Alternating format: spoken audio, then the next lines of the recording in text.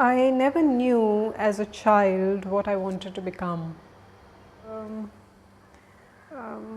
Something that has happened by itself.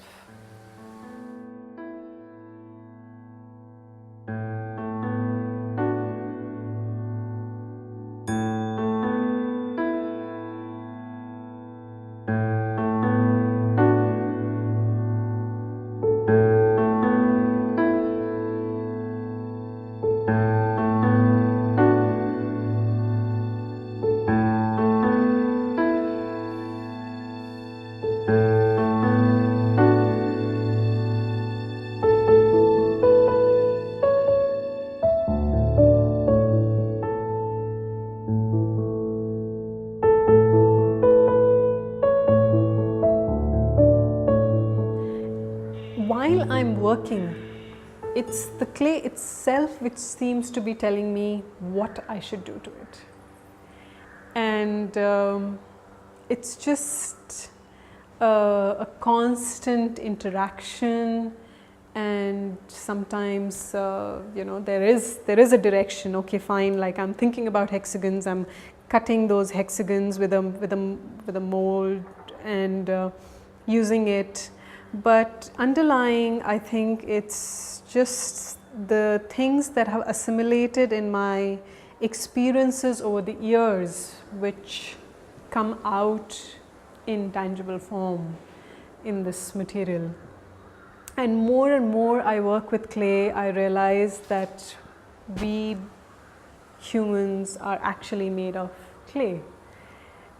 So, I mean, it just seems, most of the potters repeat it, this shloka of Kabir, which says, Mati kahe kumar se, tu kya ronde mohi, ek din aisa aayega, main rondunga tohi. Basically, the soul is going to leave and the body is going to become part of clay. So, my dad is an engineer, and he is, he has everything like facts, and my mom is a sociologist. So this kind of brought into my work the two poles in which I felt like I was being churned, and that's what I tried to express in my work. Technically, I would wedge an 8 kilogram of bun of clay, which would be approximately that size. I would put it on the wheel and center it and press it down to make nearly a 1.5 to 2 inch thick slab. And then I would make textures on it, apply a slip which would give a sort of a variation, and dry it for an overnight or maybe 2 days, and then these were fired in a wood kiln for 14 to 16 hours in reduction fire, and the effect of the wood ash on the ware made it almost look like it was a three-dimensional creature, a being. I came upon a Zen monk's drawing of the triangle, square and a circle, and I thought I want to make that into 3-dimension. The triangle became the tetrahedron, which is 4 equilateral triangles. The square became the cube and the circle became the sphere. My exploration of the tetrahedron took over.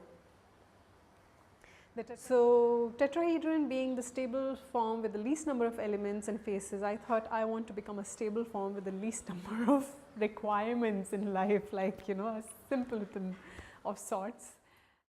Basically looking for an organic form, breaking the strict lines of the tetrahedron, and here it was. I made this piece in 1 inch, 5 inch, 15 inches, 18 inches, 3 feet and 5 feet. And the 5 feet size sculpture is sitting at the pool deck area in Hyatt Regency in Chennai. A lot of times there are surprises which are pleasant and surprises which are not acceptable.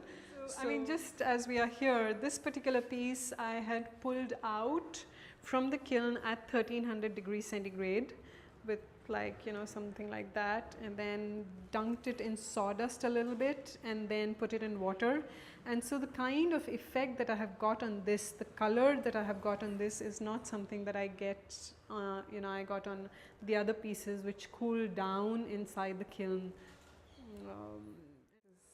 What are the driving forces in your art? The so-called failures.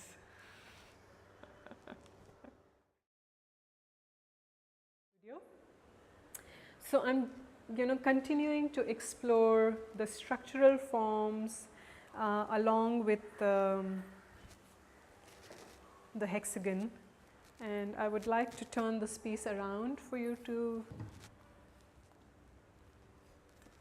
So that's the other side, and this can actually just stand on its face. So if it were to be installed at a place, it could just be kind of given a little bit of support to make it permanently installed.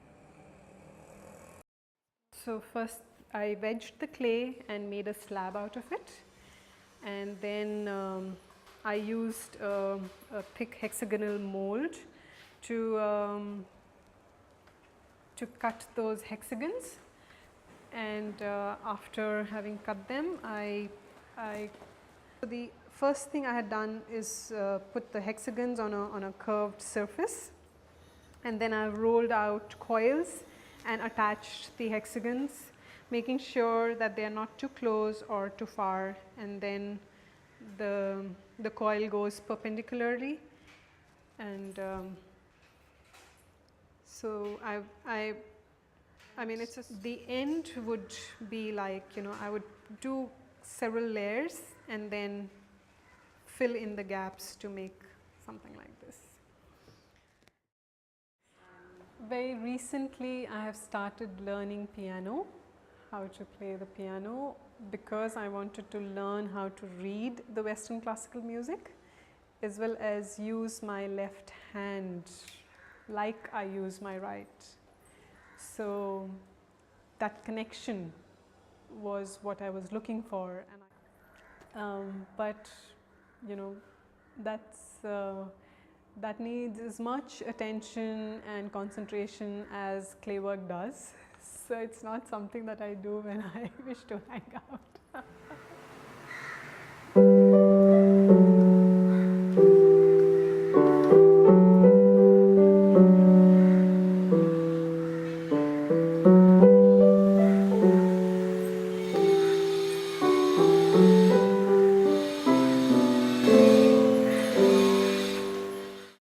It's the adventurer in life and in work. It's the challenges which are more important than success.